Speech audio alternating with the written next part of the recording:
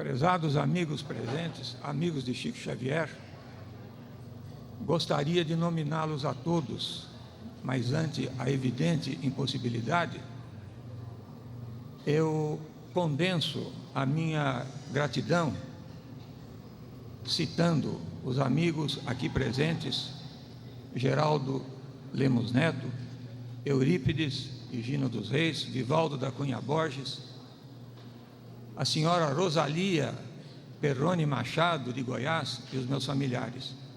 A todos, muito obrigado pela presença, pela paciência. Quero dizer-lhes que não sou orador propriamente, apenas vou relatar um pouco, muito pouco, da extraordinária vivência que eu tive com Chico Xavier. Vou falar da pessoa Chico Xavier, da sua obra, do significado profundo de tudo aquilo que Chico trouxe para todos nós. A Marlene começou a dizer, e os próximos conferencistas certamente falarão com muita propriedade. Eu conheci o Chico nos idos de 59, quando ele já morava aqui em Uberaba. Naquele momento inicial do nosso primeiro contato, eu pude constatar a extraordinária grandeza de alma daquela criatura. Tivemos numerosos contatos, participei logo de início de uma inesquecível sessão de materialização, coordenada pelo espírito de Sheila, mas as nossas vivências foram se multiplicando, até que em 72, Chico Xavier esteve em São Bernardo do Campo para receber o título de cidadão bernardense. Foi muito interessante esta visita do Chico, e eu resumidamente vou contar para vocês alguma coisa dela. Na manhã daquele dia, Chico esteve no GEM, onde recebeu um número elevado, como podemos observar sempre que se fala dele, de criaturas, de amigos que foram cumprimentá-lo. O meu pai, o saudoso Rolando Ramaciotti, generoso até em excesso, pediu à minha mulher que preparasse ao Chico um ágape para 12 pessoas, porque ele entendia que o Chico deveria descansar depois do almoço, em função dos compromissos assumidos no decorrer da tarde. Aí a Thaís perguntou: mas seu Rolando, o que eu faço? Arroz com feijão, carne? Falou: olha, Thaís, se você fizer um prato só, você conhece o Chico, ele vai ficar muito contente. Mas se você fizer arroz, feijão, macarrão, bacalhau, frango, e foi citando, como se ele estivesse lendo um cardápio de restaurante, um monte de pratos. A Thaís anotou aquilo na cabeça e nós fomos para o GEM. Terminado o encontro do GEM, mais ou menos em torno do meio-dia, as despedidas, cada amigo que se despedia do Chico, o meu pai dizia no ouvido: acompanhe o nosso carro, porque há um almoço na casa da Thaís. Muito bem. Chegamos em casa, minha casa não era grande, e mais ou menos um pouco mais de 50 pessoas estavam ali, preparadas para o almoço. A Thaís olhou para mim, falou: Caio, e agora? Falei: bom, agora nós vamos servir dentro das possibilidades e todos vão compreender. Nós tínhamos 12 pratos e 12 talheres. Então, ela preparou o almoço de 12 em 12, como se fosse um almoço de apóstolos. Eu até diria, os pretendentes a apóstolos do grande apóstolo e missionário que foi Chico Xavier. Até que correu bem, não houve maiores problemas. Eu me lembro que o Chico, com a mão assim, quem o conheceu bem sabe desse jeito dele, com a mão assim colocada à boca, sorria, olhava para a Thaís e a incentivava para que tudo terminasse bem. Houve uma outra complicação muito interessante, que quando nós lá chegamos, a minha mulher me chamou de lado e falou que não havia água na casa e nem no bairro. Pensei: puxa vida, mas que... Aí eu falei: vamos colocar uns baldes lá no quintal, de repente São Pedro se apieda de nós, e pelo menos nós vamos ter um pouco d'água. E procurei contato com a prefeitura, Ao término praticamente do almoço, chegava em casa o prefeito, já falecido, Aldino Pinotti, comboiando um carro-pipa, encheu o tanque, e aí foi uma beleza.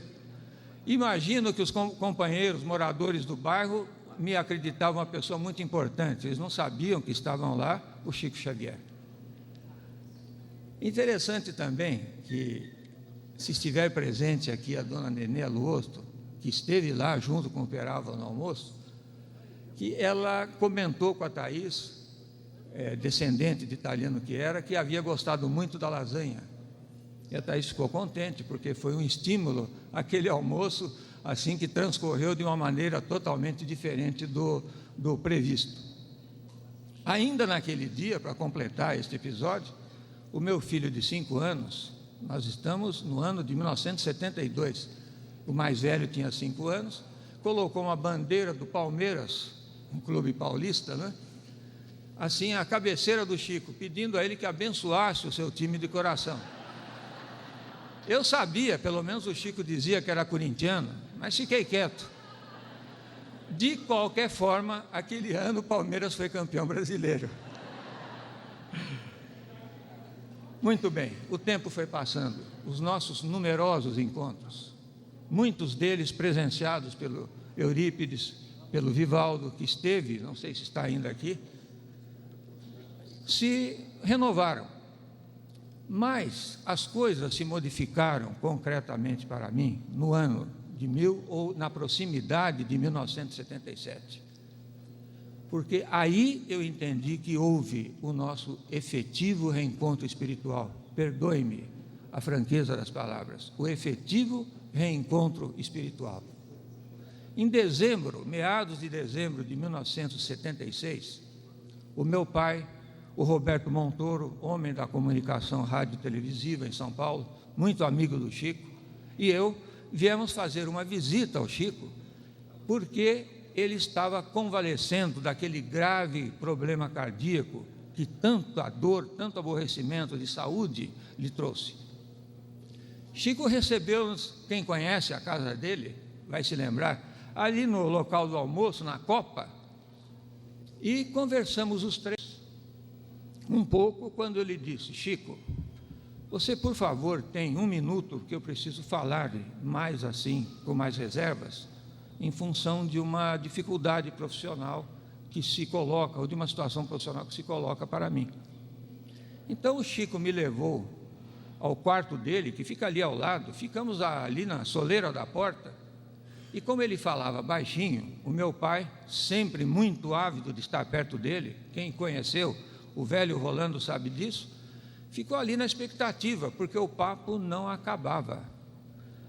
Primeiro eu expus em 1 minuto o que ocorreu, a minha preocupação profissional, e o Chico esclareceu rapidamente, encerrou o assunto e me disse o seguinte: sabe, Caio, nós somos ligados por laços do passado, e eu preciso pedir a você que preste atenção nas responsabilidades espirituais assumidas, porque há muita coisa a fazer e nós precisamos estar juntos nessas lutas.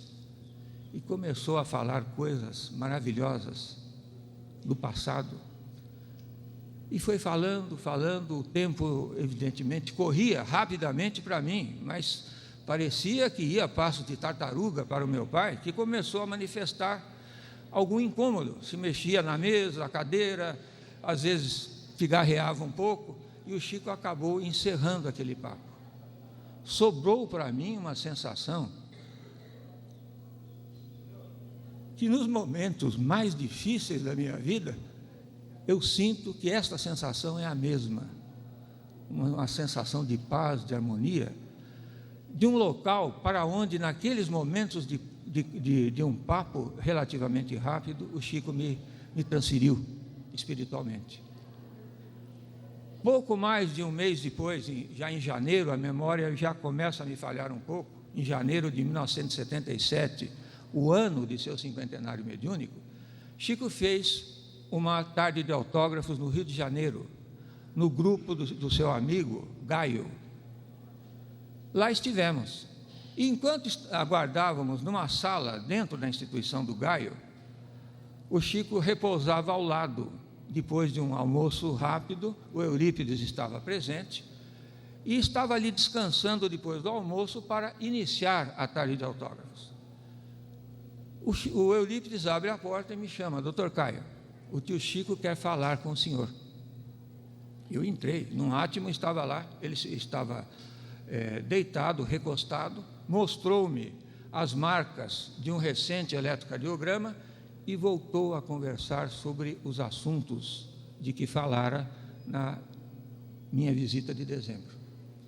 Transportamos-nos novamente para um outro plano que eu não consigo descrever. As lágrimas não me deixariam falar da beleza das palavras do Chico, que eu sentia no fundo alguma coisa ele queria me dizer, com mais profundidade. Passados 2 meses, em março de 1977, portanto, o ano do seu cinquentenário mediúnico, Chico fez uma visita ao meu pai, em São Paulo. O meu pai tinha o hábito de, toda vez que vinha visitar o Chico, ou que o Chico nos visitava, ou em qualquer oportunidade, ele tinha o hábito de convidar os amigos do grupo, porque ele entendia que deveriam sempre aprender com o Chico. Então havia naquela noite em casa, era uma quinta-feira de meados de março de 1977, cerca de 1 dúzia de pessoas, um pouquinho mais, companheiros do grupo. O Chico nos levou até, era um sobrado que meu pai morava, nos levou até um quarto em cima, né? E começou a conversar, dizendo, em resumo, o seguinte: olha, gente, sob a coordenação do Rolando, aqui reunidos, vocês têm responsabilidade perante a divulgação da doutrina espírita em língua portuguesa. Evidentemente, ele se referia àquele grupo. É óbvio que o grupo era muito mais amplo e o número de personalidades do passado, o número de pessoas ligadas à doutrina é infinitamente grande. Mas ele se referia àquele grupo, dizendo que, em função de compromissos assumidos 600 anos em terras portuguesas, aquele grupo, sob a coordenação do Rolando, assumira também, para a atual existência, o compromisso da divulgação da doutrina em língua portuguesa. Falou muito mais coisas, mas na generalidade. As despedidas, estávamos em São Paulo, eu morava em São Bernardo do Campo, coloquei a Thaís, meus 3 filhos no carro e fui me despedir do Chico ali na saída do sobrado. E falei: Chico, você poderia dizer mais coisas, não poderia? Lembro-me bem do seu olhar. Ele me encarou e falou: você quer ouvir? Eu não sabia o que responder. Falei: quero. Então aguarde que domingo, à meia-noite, eu vou lhe telefonar. Passaram-se 2 dias, eu não consegui suportar a expectativa da demora, né, para o telefonema. Acomodei, ele havia pedido que acomodasse a Thaís e as crianças para que eu ficasse à vontade para receber o telefonema.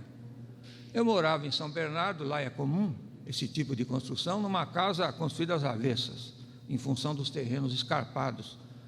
E eu então desci, depois que acomodei a Thaís, as crianças, desci para o escritório que ficava embaixo. Desci às 11 horas e fiquei pensando, de repente ele telefona antes, mas não telefonou. Meia-noite em ponto, tocou o telefone. Atendi e ouvi aquela voz inesquecível que nós ouvimos hoje, mais cansada. Aí ele perguntou daquele jeito próprio dele: como é que vai a nossa Thaís, como é que vão as nossas crianças, tal. Aí, após essas palavras iniciais, ele perguntou: posso ler? Falei: pode. Durante 60 minutos, ele me leu um texto que posteriormente ele me entregou, assim que eu vim a Uberaba, falando do passado. Coisas maravilhosas, algumas duras, mas aquilo me pegou de surpresa, e ambos chorávamos ao telefone. Quando ele terminou, aquele silêncio, né, natural, eu só pude dizer: olha, Chico, amanhã eu estou aí. No dia seguinte, eu vim a Uberaba, cheguei aqui lá pelas 6 horas da tarde, ele me recepcionou, e das 8 horas até as 4 da manhã, ele exemplificou os relatos, contou com muito mais detalhes os relatos daquele texto que me entregou. Aliás, seria a rotina, como eu vou dizer mais tarde, ele me entregar os textos a posteriori. Conversamos até as 4, quando ele percebeu que eu já estava caindo de sono. Já não dormia na noite anterior, a viagem longa. Ele falou: olha, agora você vai descansar, amanhã nós continuamos. Fomos até o meio-dia no dia seguinte e eu voltei. Esta rotina se estabeleceu a cada 3 semanas durante todo o ano de 1977. Nos dias em que eu não estava aqui, e não sendo dias de reunião, sexta e sábado, ele me telefonava: perdoe-me abrir o coração, porque eu estou falando da pessoa Chico Xavier.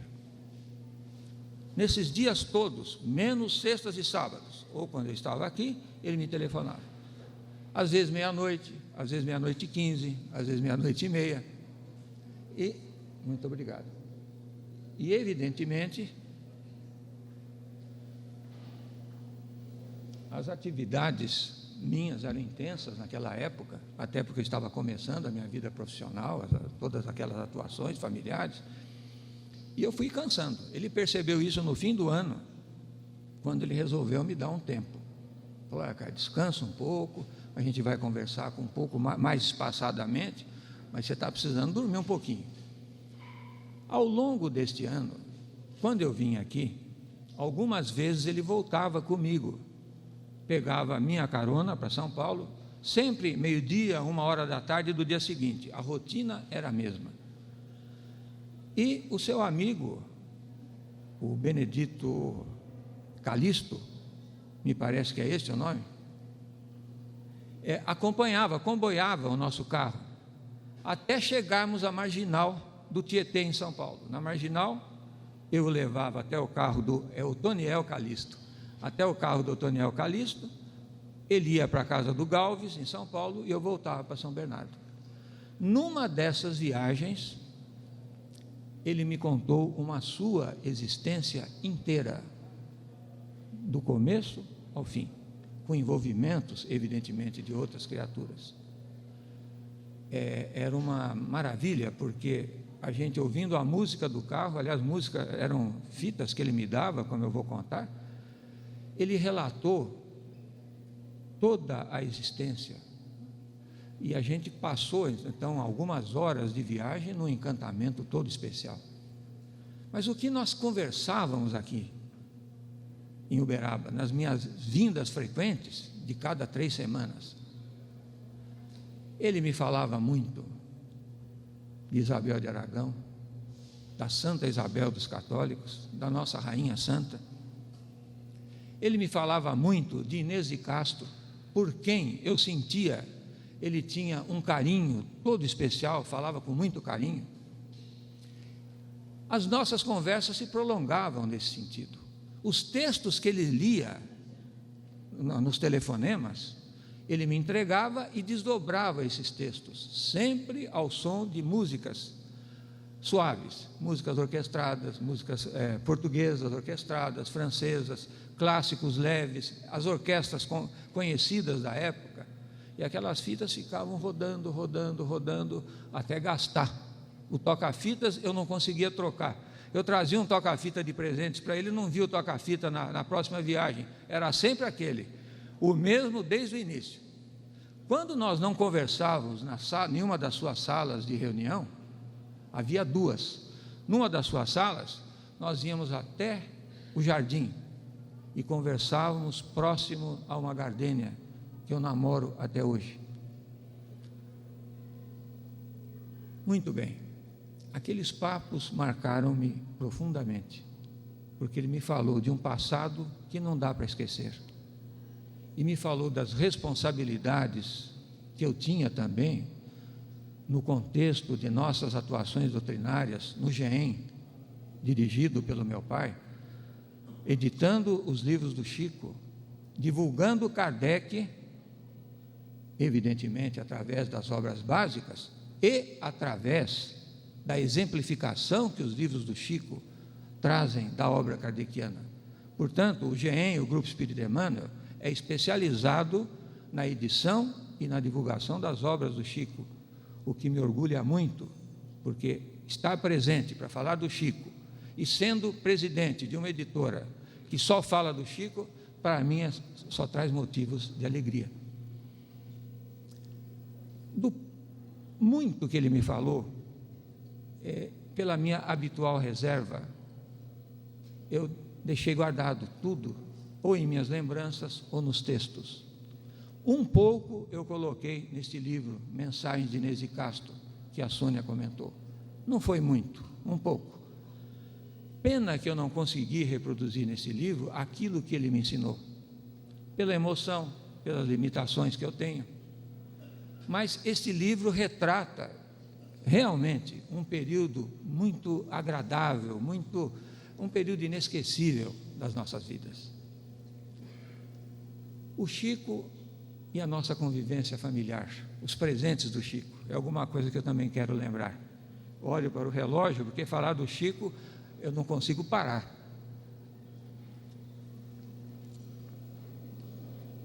Há na minha sala de trabalhos uma gravura, um quadro transformado em gravura de Isabel de Aragão, muito popular aqui no Brasil, aqui em Portugal, que me foi dado pelo Chico. O Chico, quando me entregou, tinha lá uma dedicatória bonita, esmaecida pelo tempo, e ele lembrava muito o carinho da Isabel de Aragão com a pobreza, com aquelas pessoas não beneficiadas pelos reinos ibéricos, mormente no período medieval. E há uma passagem, esse quadro representa uma passagem interessante, porque o Dom Diniz está voltando e encontra a mulher, a Rainha Santa, distribuindo pães para a população que ali se encontrava. Mas ela dobra o avental e o Dom Diniz pergunta, todos conhecem essa passagem: senhora, o que tens aí no avental? Ela abre o avental e fala: são rosas, meu senhor. Ele fala: mas rosas em janeiro? Janeiro é o inverno em Portugal, não é tempo de rosas. E fala de um modo quase que complacente com a extrema bondade da rainha. Ele deu à minha sogra, quando ela o conheceu, um quadro também, uma gravura desta, e me disse posteriormente que ela fora uma irmã do convento de Santa Clara, em Coimbra. Em que tempos ele não mencionou. Aliás, quando a minha sogra esteve em Uberaba para visitá-lo, o perfume no ambiente era o tradicional perfume de rosas, e ela foi envolvida por um perfume de violetas, que é o perfume do gosto dela. O ambiente em torno dela exalava violetas, e em volta do ambiente todo em que o Chico estava eram rosas. Interessante essa passagem, que ela fez questão e repete sempre que pode, apesar do adiantado da idade em que se encontra. Tenho também na minha sala de trabalho, vocês vão dizer que vai parecer um museu, provavelmente, um museu medieval, um pôster da Quinta das Lágrimas, que o Chico me deu, pediu a alguém que trouxesse de Portugal, e fez o pôster. Interessante que quando o Laerte Agnelli, um amigo meu, publicitário, artista, esteve nos visitando, ele olhou o quadro e viu meu pai no quadro. Falou: Caio, vejo rolando lá. Prestando atenção, realmente dá para ver o meu pai com a formação ectoplasmática, saindo do nariz e formando com uma nitidez bem razoável o rosto do meu pai. O meu filho, ano passado, o meu filho caçula, esteve em Portugal, fotografou, por coincidência, o mesmo, ele viu o local, chamou a atenção, porque era igualzinho do quadro, do pôster, só que a fotografia que ele fez não tinha, evidentemente, o Rolandão. A cada 2 meses ele vinha visitar o Chico, ele não faltava às tardes de autógrafo, ele não faltava a qualquer outra eventualidade com a presença do Chico. Meu pai era alto e largo, era assim, grande, de altura, de largura, de tal forma que ele servia por conta própria até como protetor do Chico, quase que impedindo que outros companheiros se aproximassem, tamanha a afeição, o carinho que ele tinha pelo Chico.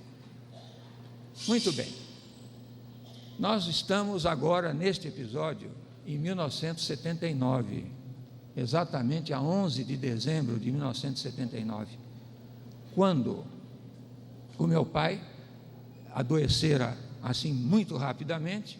Era uma terça-feira e ele estava demonstrando já sinais de um cansaço grande, de uma piora do quadro, e ele disse que queria conversar com o Chico Xavier. Eu liguei ao Galves e, por surpresa, o Chico estava lá. Uma coincidência muito estranha, na verdade, porque o Chico imediatamente foi em casa e conversou 2 horas com meu pai. Como ele chegou, já era noite. Depois dessas 2 horas, ele pediu para o meu pai descansar, porque a saúde não permitia mais que ele continuasse falando. O interessante é que foi a primeira vez em que só meu pai falou. Ele fez um relato de toda a sua vida, desde da visão que teve em 1935, e que eu comento na biografia do meu pai, que está no site do GEM. Falou, conseguiu expor ao Chico tudo aquilo que ele queria expor, aos trancos e barrancos, na verdade, e 48 horas depois ele faleceu. Faleceu no dia 13 de dezembro de 1979. No início de janeiro, visitando o Chico me disse: olha, Caio, quando você telefonou, o doutor Bezerra pediu que eu fosse rapidamente falar com o Rolando, ouvisse tudo, deixasse o Rolando falar, porque as suas palavras eram de despedidas. Tive ainda, em 1977, uma visita surpresa do Chico em meados do ano. Eu havia mudado daquela casa para um apartamento e o Chico e o porteiro me telefona lá pelas 10 horas da noite, dizendo: olha, o senhor Chico Xavier aqui está presente e pede para o senhor ir até a garagem. Então eu fui até a garagem. Ele estava lá, entrou com o carro, com o Galves, e pediu desculpas, não queria acordar a Thaís e as crianças.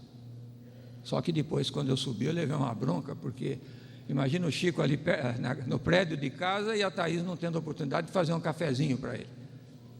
Ele me entregou um livro chamado Inês de Castro na Vida de D. Pedro, do escritor português Mário Domingues, e me falou: Caio, leia este livro que eu mandei buscar em Portugal, só que depois eu quero que você me empreste. Um livro extraordinário. Eu acho que das obras referentes ao assunto foi a melhor que eu li. Emprestei ao Chico, estava demorando para devolver, evidentemente eu não tinha coragem de cobrar. Recebi este livro de volta há 1 mês, das mãos do Eurípides, quando vim visitá-lo o mês passado aqui em Uberaba. Há uma passagem do Chico muito interessante, referente à perda de entes queridos, dolorosa, evidentemente, mas interessante. Numa dessas minhas vindas a Uberaba, estávamos ali no jardim, sempre próximos à gardênia, quando chega o Jorge Gaio do Rio, com o senhor Sendas, um senhor já idoso, dono de uma rede de supermercados, me parece que mais conhecida no Rio de Janeiro. Este homem chorava, qual uma criança, porque havia perdido a esposa recentemente. Aí o Chico falou assim: Caio, me dê licença que eu vou entrar com o Jorge Gaio e o senhor Sendas até uma sala de reuniões, depois eu volto. 1 hora depois, mais ou menos, ele voltou. O senhor Sendas trazia nas mãos um calhamaço de mensagens, de laudas, com referências familiares maravilhosas, e o homem sorria. O homem que chegou chorando, derramando lágrimas de dor, já esboçava algum sorriso, demonstrando a consolação que aquela mensagem trouxe para o marido saudoso da esposa querida.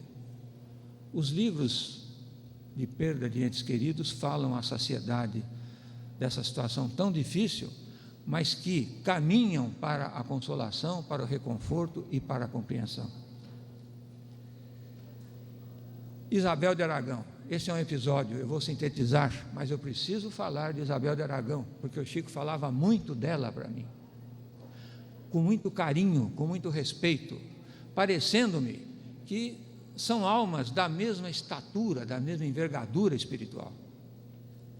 Ele contava que Isabel de Aragão, nascida em Aragão, evidentemente, foi um grande fator de paz para os 3 reinos ibéricos daquela época: Aragão, Portugal e Castela. Lembrando que as interferências dela, no sentido de manter a paz desses reinos, colocavam-na como uma estadista ímpar. Citou mesmo que, na época do reinado do seu marido, quando houve o conflito de 5 anos entre o marido, Dom Dinis, e o filho, Dom Afonso IV, 5 anos de guerra civil, ela conseguiu 3 armistícios, sendo o último em Coimbra, já um pouco antes da morte de Dom Dinis. As causas que chocavam a rainha estavam envolvidas pelo ciúme do filho. Por quê?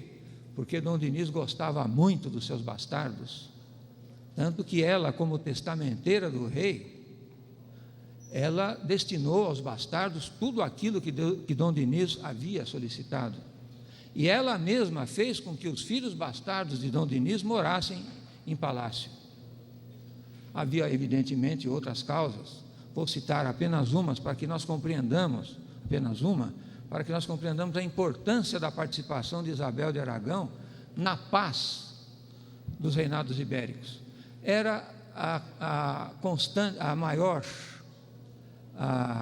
o aumento da revolta dos nobres contra o monopólio do poder que fazia Dom Dinis. Revolta que tinha em Martim Gil, o segundo conde de Barcelos, preterido por Dom Dinis num espólio do primeiro conde, como um fator importante para a manutenção daquele clima de violência entre pai e filho.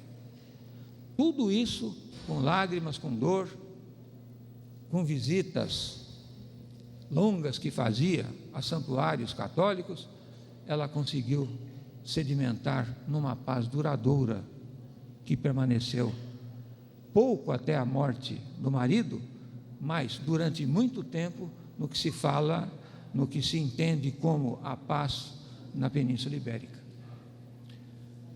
Ela tinha para com a população carente, para com os pobres, para aqueles que sofriam, um carinho muito grande. Haja vista a lembrança do quadro da distribuição dos pães, mas também ela curava os enfermos, ela atendia, não só em palácio, como em locais outros, os enfermos que a procuravam periodicamente. E há uma citação extraordinária, porque me faz lembrar do Chico, quando ela vai atender uma senhora que foi lavar os pés. A senhora apresenta o pé sadio, que não tinha nada, escondendo de vergonha o outro pé, porque ela estava sendo comida, aquele membro está sendo comido por uma gangrena, e havia um mau cheiro grande em função disso. Então ela escondeu o pé enfermo, e quando foi colocar o pé são na bacia, a Rainha Santa falou: não, você vai colocar o outro pé, e beijou o pé, beijou a gangrena dessa senhora, e a senhora foi curada. Isso me faz lembrar do caso que Chico descreve nos seus 5 anos, quando ele, uma criança em desespero, fala para a mãe: mas eu vou ter que lamber, eu entendo como beijar, por 3 dias as feridas do Moacir. Vocês se lembram disso? E o Moacir ficou curado. É a bênção que o beijo espiritual transmite, pela força daqueles que são dotados da evolução que o Chico tem. Bem, chegou a hora das despedidas de vocês, amigos presentes que estão tendo a paciência de me ouvir, e as despedidas do Chico, que eu considero presente, evidentemente, temos certeza da presença dele nesse encontro. Mas para me despedir do Chico, eu me volto obrigatoriamente ao período medieval, de que ele me falou com tanto carinho, de Inês de Castro, de quem ele falou com tanto carinho e respeito, de Isabel de Aragão, e me lembro que nos túmulos de Alcobaça, eu não conheço Portugal, a não ser pelos pensamentos, pelas viagens em pensamento, mas que nos túmulos de Alcobaça, no transepto onde estão colocados Pedro e Inês, há no facial do túmulo de D. Pedro uma rosácea. Rosácea essa que é marginada por uma figura de Adão e por uma figura de Eva. Esta figura de Eva está decapitada, é uma Eva sem cabeça, o que mostra o imenso sofrimento daquele rei que nos últimos momentos de sua vida ainda quis marcar a dor provocada por alguma situação incompreensível que a história não consegue entender, apesar das tentativas. Ele colocar ali uma Eva sem cabeça, mostrando a sua criação do mundo tão triste e tão infeliz. Esse quadro que nós vemos, essa descrição feita por historiadores, por estudiosos, do que está ali, quem foi a Alcobaça, teve a oportunidade de ver, possivelmente, mostra a dor imensa que envolveu o período medieval, o século XIV em Portugal. Dor que teve repercussões profundas que os historiadores reconhecem no próximo reinado do filho de Afonso IV, da vítima, e nos reinados subsequentes. Esta dor modificou Portugal, esta que é a verdade. Modificou no sentido positivo, no sentido do amor. Muito bem. Esta situação me marcou muito, porque eu vi o Chico envolvido numa história, contando uma história tão triste, com desdobramentos espirituais maravilhosos, que, emocionado por isso, eu fiz a ele uma carta de despedidas, que eu só posso ler. Se eu fosse falar, eu me atropelaria nas primeiras palavras, vocês vão me desculpar. É uma carta curta, pequena, mas que retrata aquilo que eu penso, aquilo que eu sinto a respeito de Chico Xavier. Caro Chico, entendo os relevos do facial do túmulo a que me referi há pouco, como a criação da vida, segundo o infeliz Pedro. São tristes fatos reais, como muitos que conhecemos e que levam as criaturas envolvidas a martírios apenas atenuados quando a presença de Jesus lhes tranquiliza os corações feridos. Essa história, querido Chico, remete-me a você, que aprendi a conhecer na condição de alma generosa e boa de minha vida. Se você não me houvesse colocado nas mãos e no coração esse belo exemplo de dor, renúncia e redenção espiritual, talvez estivesse eu ainda mergulhado em minhas limitações, desacertos, que tornariam o meu final de existência melancólico e intranquilo. Graças a você, hoje contemplo o céu nas noites claras e vejo que a vida estuante de amor não está tão distante de nós, que as lutas, as espinhosas experiências e a saudade são a outra face da moeda divina que ostenta em sua superfície luminescente as exuberantes realidades do espírito. Como posso esquecer criatura como você, querido Chico, que me tirou ao ostracismo da ignorância do espírito e ensinou-me a amar uma simples gardênia perfumada, que me mostrou em quadros inesquecíveis que também o inverno é contemplado pelo alarido de pássaros obstinados? Sabe, Chico, você mudou minha vida. Não foi a sublime transformação de Paulo de Tarso nas 3 décadas que viveu após a visão de Damasco, mas foram também 30 anos em que as lutas internas, os conflitos de minha alma ainda rudimentar, levaram-me, nos dias atuais, a pensar em você, em recordá-lo, seja no burburinho natural do dia, ou na solidão das longas noites de reflexão e saudade. Com você, aprendi a orar. E aprendi também que as almas que se prezam estão sempre juntas, unidas pelo magnetismo maior que as aproxima, por mecanismos tais que os tempos ainda nos levarão a compreender. Amamo-nos quando estamos próximos, sem obstáculos palpáveis, ou quando nos separam barreiras inexpugnáveis, como o mar imenso, ou as elevadas cordilheiras que beijam o céu. Como agradecer, alma bendita de nossas vidas? Com as palavras com que, em tempos passados, sua bondade envolveu-me, de tal modo que lhes devolvo nos mesmos versos, com a perene gratidão de quem tanto o venera.